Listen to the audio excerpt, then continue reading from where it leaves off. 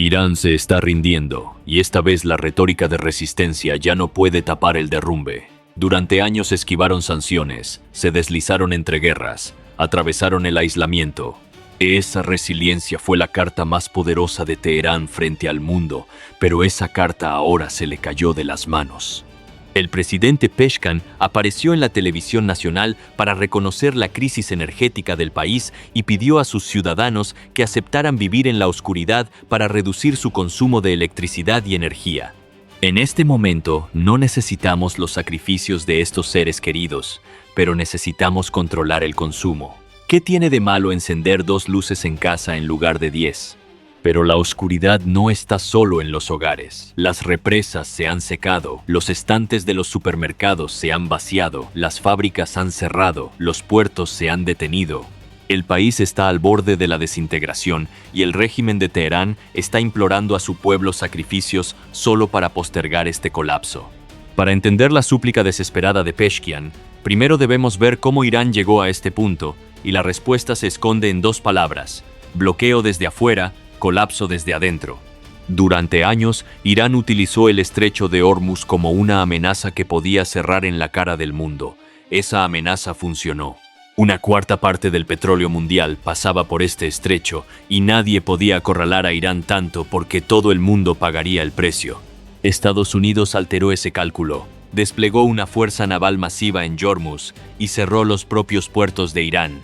Cuando comenzó el bloqueo, el comercio marítimo de Irán efectivamente terminó. Granos, aceites, medicinas, repuestos, todo lo que venía de afuera fue cortado. La mayor parte de las importaciones de alimentos se detuvo. Irán había querido usar Hormuz como un arma contra el mundo. Estados Unidos enrolló ese mismo estrecho alrededor del cuello de Irán. Este estrangulamiento externo por sí solo fue lo suficientemente devastador. Pero la verdadera tragedia de Irán es esta: la infraestructura interna ya estaba colapsando antes del bloqueo. La guerra simplemente lo aceleró. Años de sequía, corrupción en la gestión del agua del régimen, perforación de pozos ilegales, riego agrícola excesivo. Es posible que necesitemos reducir la presión del agua a 0 durante algunas noches mientras los residentes duermen.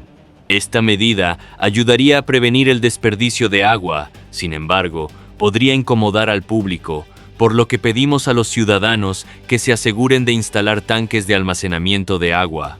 La red conocida entre el público como la mafia del agua había podrido el sistema energético de Irán desde dentro. La mayoría de las principales represas, como la represa del Ar, habían caído a menos de 1/10 parte de su capacidad. La principal fuente de agua de Teherán casi se había secado. La ciudad comenzó a discutir el día 0, el día en que el agua se agotaría por completo. La producción hidroeléctrica se redujo a la mitad. Normalmente las plantas térmicas de gas y petróleo cubrirían esta brecha, pero los ataques estadounidenses e israelíes apuntaron a campos de gas masivos como South Pars y redes de tuberías. Así que esa puerta también se cerró. El régimen recurrió a generadores diésel, pero el diésel tampoco llegaba debido al bloqueo. Y estas 2 crisis se alimentaron mutuamente. El bloqueo cortó el combustible del exterior, mientras la sequía eliminó la hidroeléctrica desde dentro. Cuando el agua se agotó en las presas, incluso el agua de enfriamiento para las plantas térmicas disminuyó. Cada alternativa chocó con el colapso de otra. El sistema energético de Irán entró en un círculo vicioso. La súplica de Pezeshkian es el resultado de ese círculo vicioso. Estas palabras resumen claramente la situación en la que se encuentra Irán. Aunque no hay un apagón total en todo el país, hay restricciones serias y cortes programados. En efecto, en muchas ciudades, los hogares reciben solo de 4 a 8 horas de electricidad al día. Se ha formado un grave desequilibrio entre las instalaciones industriales y los hogares. Y los primeros y más afectados por estas restricciones son las líneas vitales de Irán, los puertos. El puerto comercial más grande del país, Shahid Raji, manejaba el 85% del tráfico de contenedores. Grúas eléctricas, iluminación nocturna, instalaciones de almacenamiento en frío, todos dependientes de la energía. Cuando comenzaron los cortes, las operaciones se ralentizaron entre un 40 y un 60%. Decenas de miles de trabajadores portuarios vieron sus turnos interrumpidos durante horas. Miles fueron despedidos temporalmente o enviados a licencia sin sueldo. Cuando los puertos se detuvieron, la ola se extendió a los conductores de camiones. Los 365,000 conductores de camiones registrados en Irán forman la columna vertebral de la economía del país. Sus rutas diarias se extendieron entre un 20 y un 40% o fueron completamente canceladas. Los sistemas de bombas de combustible en las estaciones de servicio funcionan con electricidad. Durante los cortes, los conductores se vieron obligados a esperar en fila durante horas. El transporte de carga desde Bandar Abbas se detuvo por completo. La cadena de frío se rompió. Se desperdiciaron toneladas de productos perecederos. Los conductores enfrentaron la misma oscuridad tanto en el trabajo como en casa. La pérdida de ingresos y los cortes en los hogares ocurrieron simultáneamente. Y la parálisis no se limitó a la logística. La industria también se detuvo. La fábrica de acero Mobarakeh en Isfah, la instalación de acero más grande de Irán, cerró completamente después de las huelgas y decenas de miles de trabajadores fueron enviados a casa. El acero era el insumo básico para la automoción y la construcción. Las pérdidas de empleo en cascada pusieron en riesgo a 10 a 12 millones de personas. Y la herramienta más creativa de Irán para evadir sanciones también se derrumbó, la minería de Bitcoin. El país estaba generando miles de millones de dólares en ingresos anuales al aportar del 2 al 8% de la tasa de hash global de Bitcoin. El equipo de minería estaba consumiendo casi 2,000 MW de electricidad. El régimen estaba arrebatando esta energía a los civiles. Los cortes de energía cerraron las granjas de minería. El ecosistema cripto de 7.800 millones de dólares quedó paralizado. El régimen perdió esta fuente que había estado utilizando para financiar la guerra. Las líneas vitales económicas de Irán están siendo cortadas una por una y quienes pagan el precio más alto por esta parálisis económica son los iraníes comunes. La inflación subió al 105%. Los precios de los alimentos aumentaron 72% en un año. Los cortes de agua alcanzaron de 12 a 18 horas por día. Las familias se las arreglan con velas y linternas. La comida se echa a perder porque los refrigeradores no funcionan. El agua limpia no fluye porque las bombas se han detenido. Las tasas de criminalidad aumentan porque la iluminación de las calles ha disminuido. Las mujeres y los niños ni siquiera pueden acceder a las necesidades más básicas. Las escuelas cambiaron el aprendizaje remoto, pero sin electricidad en casa, la educación a distancia también se volvió imposible.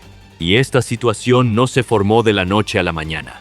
Los iraníes comunes ya estaban luchando con una inflación que oscilaba entre el 40 y el 50% antes de la guerra. Los salarios reales se habían erosionado desde hace tiempo. Los precios de los alimentos habían estado subiendo año tras año. Los grupos más aplastados bajo esta presión, trabajadores portuarios, conductores de camiones, trabajadores de fábricas, ya estaban librando una batalla por la supervivencia. En la explosión del puerto de 2025, docenas perdieron la vida debido a la negligencia del régimen. Los conductores habían estado luchando contra la mala seguridad vial y las bajas tarifas de carga durante años. La guerra y el bloqueo convirtieron estos problemas crónicos en la gota que colmó el vaso. Esta ira no es nueva. En mayo de 2025, una huelga de 365,000 conductores de camiones, por el aumento de los precios del seguro y del combustible, se extendió a 155 ciudades y paralizó la cadena de suministro. Los trabajadores del sector energético y los empleados portuarios se unieron a las protestas de 2025 a 2026. Históricamente, las huelgas de camioneros y puertos han desencadenado movimientos populares más amplios. El régimen conoce muy bien este patrón. Ahora, la guerra y el bloqueo están profundizando esta ira acumulada muchas veces más. El régimen lo está vendiendo como un sacrificio nacional, pero para el pueblo estas palabras significan la aprobación oficial de la pérdida de ingresos, la oscuridad y el hambre. El régimen iraní ha podido reprimir revueltas en el pasado en 2019, 2022, 2025, a 2026. Miles de arrestos, cientos de muertes, cortes de internet y patrullas militares a través de las fuerzas del IRGC y BASIC. A corto plazo, tiene la capacidad de mantener a los trabajadores bajo control. Pero el colapso económico y la carga militar creada por la guerra hacen que sostener esta represión sea más difícil cada día. Porque la gente siente que ha llegado al límite del sacrificio y la retórica de resistencia del régimen ya no es convincente. Y ahora la gente no solo se está rebelando, sino que está dejando el país. La herida más profunda de Irán no está en el campo de batalla, está fluyendo desde sus fronteras. El desplazamiento interno ha alcanzado los 3.200.000 y este número es solo el comienzo. Los trabajadores portuarios, conductores de camiones, trabajadores de fábricas, los grupos más afectados por la parálisis económica, ahora buscan una salida de Irán. Históricamente, la fuga de cerebros de Irán ya era crónica. 150, 00, 0 a 180, 00, 0 personas calificadas estaban dejando el país cada año. Pero la guerra y el bloqueo tienen el potencial de convertir esta migración selectiva en una ola masiva. Según el análisis de Amash Media, si el bloqueo continúa, Irán podría crear millones de refugiados similares a Siria en 2015. En ese entonces, más de 5 millones de personas huyeron de Siria. El país perdió una generación y 10 años después todavía no se ha recuperado. La población de Irán es 4 veces la de Siria. Una posible ola migratoria sacudiría a Europa y a toda la región. Se estima que de 200.000 a 500.000 migrantes internacionales adicionales se esperan a corto y mediano plazo. Trabajadores no calificados y semicalificados. Trabajadores portuarios, conductores se dirigen a países vecinos a través de las fronteras de Turquía e Irak. Un promedio de 13 cruces por día están ocurriendo en la frontera turca. Aunque algunos días las devoluciones superan las entradas, la tendencia es clara. Profesionales calificados, ingenieros, médicos, técnicos, están apuntando a Europa y América del Norte. Alemania es el destino más popular, con una tasa de preferencia del 28%. Turquía actualmente alberga aproximadamente a 100.000 iraníes y está reforzando los controles fronterizos con planes de zonas de amortiguamiento. Pero cuando el colapso económico y la crisis alimentaria empujan a la gente, los controles fronterizos resultan insuficientes y el costo de esta migración para Irán es devastador. En el sector portuario y de transporte, 365.000 conductores y de 25 a 40.000 trabajadores portuarios, se está formando una grave brecha en la fuerza laboral. A medida que la gente se va, la carga sobre los trabajadores restantes aumenta. Las operaciones se ralentizan aún más. Aumentan los riesgos de huelgas y protestas. Con la inmigración de trabajadores calificados, la eficiencia disminuye en la producción industrial y el mantenimiento de infraestructuras críticas. ¿Quién operará las fábricas de acero? ¿Quién reparará las presas? ¿Quién mantendrá las plantas de energía? La fuga de cerebros ya estaba causando pérdidas anuales de 50 a 150.000 millones de dólares. Esta nueva ola erosiona aún más la capacidad de producción, los ingresos fiscales y las reservas de divisas. El daño más duradero es demográfico, la pérdida de los jóvenes y educados. El grupo de edad de 15 a 35 años acelera el envejecimiento demográfico y hace imposible la recuperación a largo plazo. Irán ya tiene una diáspora de 4 a 5 millones. Esta migración hace que la circulación cerebral unidireccional sea permanente. Los emigrantes calificados no regresan a Irán. En cambio, construyen nuevas vidas en los países de destino y atraen a sus familias restantes.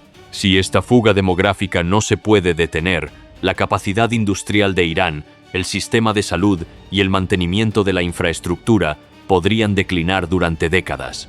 El régimen puede suprimir la revuelta, pero no puede traer de vuelta a las personas que se fueron. Y cada ingeniero que se va, cada médico que se va, cada técnico que se va, arranca otro pedazo de la capacidad de recuperación de Irán. La contracción económica total, combinada con los daños de guerra y el bloqueo, podría alcanzar del 5 al 10%. Esta es la dimensión más insidiosa del colapso. silenciosa, lenta, pero irreversible. Mientras Irán colapsa desde dentro, la ayuda del exterior tampoco llega. Las conversaciones de paz en Islamabad terminaron en fiasco. Los enviados de Trump, Woutkov y Kushner cancelaron su vuelo de 18 horas. El mensaje fue claro. Las condiciones son nuestras, llámenos ustedes. La delegación iraní regresó con las manos vacías. El régimen insistió, no cruzaremos nuestras líneas rojas, pero con el bloqueo continuando, esta postura se vuelve más insignificante cada día. Estados Unidos quiere que Irán renuncie a su programa nuclear y de misiles. Irán quiere que se levante el bloqueo. Pakistán y China, atrapados en el medio, están luchando con el papel de mediación. La mesa de negociaciones se ha vaciado y todas las cartas están con los Estados Unidos, y la crisis de liderazgo en Irán está empeorando la situación. Tras el asesinato de Khamenei, el liderazgo de su hijo Mtaba desató luchas internas de poder. La tensión entre el IRGC y el ala política está creciendo. Todos están defendiendo su propia agenda. Este caos hace imposible producir una estrategia coherente contra el bloqueo y el eje de resistencia de Irán se está fragmentando. Hezbollah y los huíes se quedan solos. Estas fuerzas proxy eran la base del poder regional de Irán. Ahora la coordinación está rota, las líneas de suministro están cortadas. Entonces, ¿qué están haciendo los aliados? China, el mayor comprador de petróleo de Irán, está experimentando pérdidas económicas, pero no se opone directamente a Estados Unidos. Beijing está aplicando presión diplomática, pero no proporciona ayuda concreta. No quiere arriesgar su propia seguridad energética por el destino de Irán. Está recurriendo al petróleo ruso alternativo. Rusia es completamente oportunista, aprovechándose de los altos precios del petróleo y utilizando esta ganancia para financiar su guerra en Ucrania. Moscú vende armas y municiones a Irán, pero se niega a ser un salvador estratégico. Nadie está ayudando genuinamente a Irán, ni siquiera los estados paria. Y el programa nuclear, la última carta de Teherán, también está estancado. Las instalaciones fueron dañadas en la guerra de 12 días de 2025. El bloqueo está impidiendo el reemplazo de equipos e importaciones. El régimen ve las armas nucleares como un elemento disuasorio, pero ya no tiene el tiempo ni los recursos para jugar esta carta. Estados Unidos advierte que es una línea roja. Esta tensión podría desencadenar una proliferación nuclear regional. Arabia Saudita y Turquía están revisando sus propios programas. Las fuerzas convencionales del IRC están paralizadas. Las defensas aéreas sufrieron un gran golpe en la guerra de 12 días de 2025. La operación de 2026 tuvo como objetivo las instalaciones nucleares y los centros de mando. Más allá de las tácticas asimétricas, sus capacidades son limitadas, e incluso las tácticas asimétricas se están debilitando bajo la crisis energética. Los sistemas de radar y misiles necesitan energía estable. La estrategia militar depende de la seguridad energética, y la seguridad energética de Irán ha sido destruida. Irán nunca ha estado tan solo en su historia, colapsando desde dentro, estrangulado desde fuera, su gente huyendo, sus aliados observando.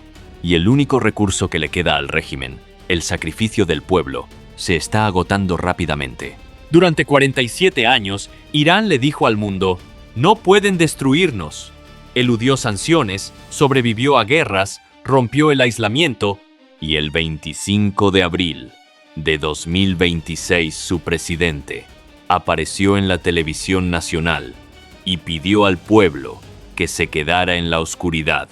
Las represas se han secado, los estantes de los supermercados se han vaciado, las fábricas han cerrado, los puertos se han detenido, la gente ha comenzado a abandonar el país.